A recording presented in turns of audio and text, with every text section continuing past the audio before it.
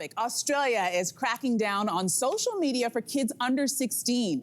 A new law, a world first, is in the works that'll make platforms including TikTok, Facebook, Snapchat, Reddit, X, and Instagram liable for fines of up to 50 million Australian dollars if they fail to prevent children under 16 from obtaining accounts. They're also testing out an age verification system that could use biometrics or government ID to enforce the age cutoff. So is this the way to protect our kids? Because we've had a lot of conversations as how we're going to protect our children from all the social media and the effect it's having on their mental health. What do you guys think?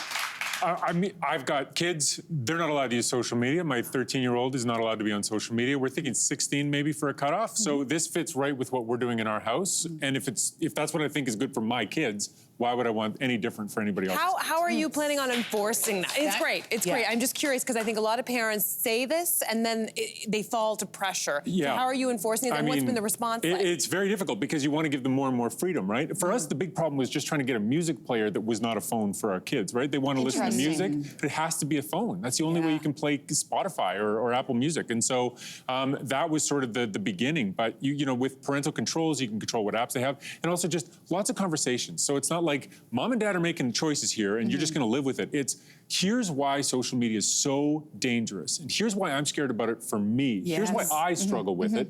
I want something better for you. And listen, kids, there's a paper that came out like a month ago that shows that kids' moods are driven by social media 44% more than us. And if you think about what your experience is like and how hard it is to pill yourself up after you see something on Instagram that you feel like, oh, I wish I'd been there. I wish I'd been at that party. For kids, it is way worse. And so you've got to help them out. So this is really about protecting kids. It's about, Yeah, absolutely. Amen to protecting kids. You know, when I looked at how was it that age 13 became the cutoff age of what they call internet adulthood, and we would think that this is why we need to have government, like Australia is doing, getting ahead of this, because the cat was let out of the bag too quick before anybody knew what they were doing. So 13 is supposedly the cutoff age that companies like Meta say you have to be 13 or older on paper to use our sites. But all the kids get around it because that's why you have little ones on TikTok and Instagram. And the reason why it's 13 is not because someone said that's an age where they're smart. It's because lobby companies who have e-commerce companies lobbied US Congress to lower the age from what was first proposed, which was 18.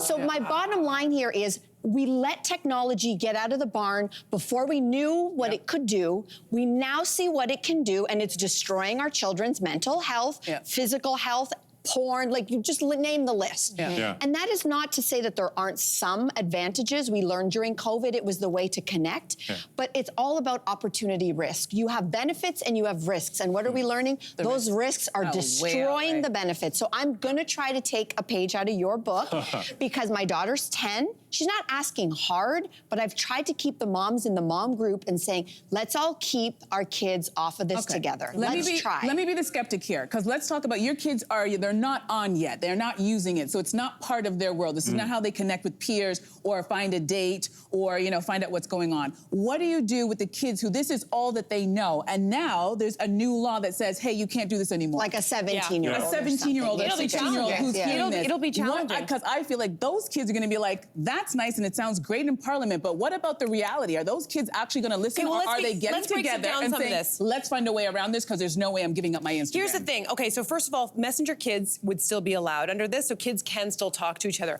YouTube is still allowed, which I actually find a bit strange because if you're a kid who's under the age of 16 and you're creating a YouTube video, what happens underneath that? Comments, which is socializing. So there's some things, fine points that need to be figured out here. Also allowed is, like, video games are not being restricted. And for me, that's one of the concerns that I have as a parent. There's that whole thing, a lot of games are being designed specifically, almost like as a precursor to gambling, for kids to, like, they get to a certain level and they cannot stop until they get to the next level, until the next level. That to me is also wreaking havoc. I've seen that with my son.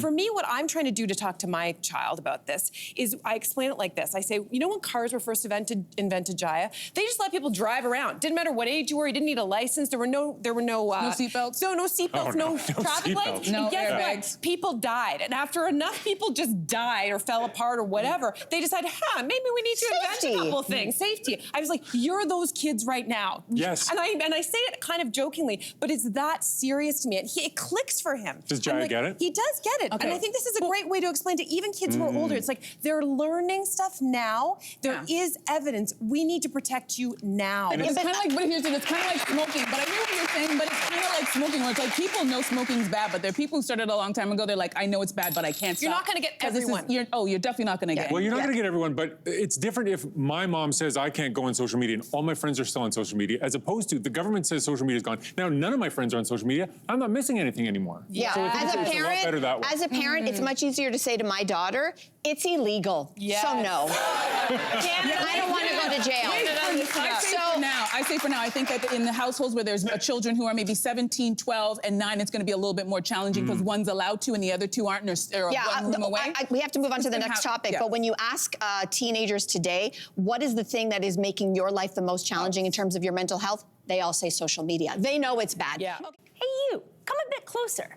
We've got so many more must-see interviews, spicy debates, lifestyle tips, and pop culture moments. So subscribe to our channel by tapping the logo below and don't miss out.